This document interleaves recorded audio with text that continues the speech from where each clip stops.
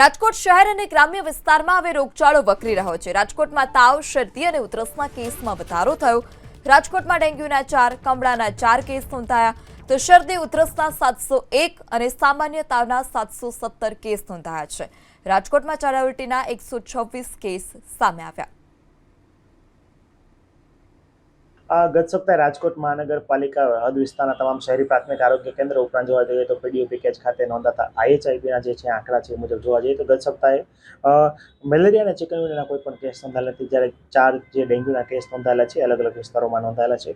ઉપરાંત જોવા જઈએ શરદી ઉધરસના 701 કેસ, સામાન્ય જે તાવના છે એ 717 કેસ, 126 કેસ છે ઝાડા ઉલટીના, જ્યારે 4 કેસ છે એ ટાઇફોઇડ તાવના અને 3 કેસ જે છે એ જોન્ડિસના છે ગત સપ્તાહે નોંધાયેલા છે।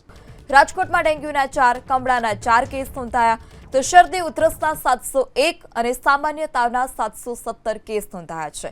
રાજકોટમાં ઝાડા ઉલટીના 126 કેસ સામે આવ્યા।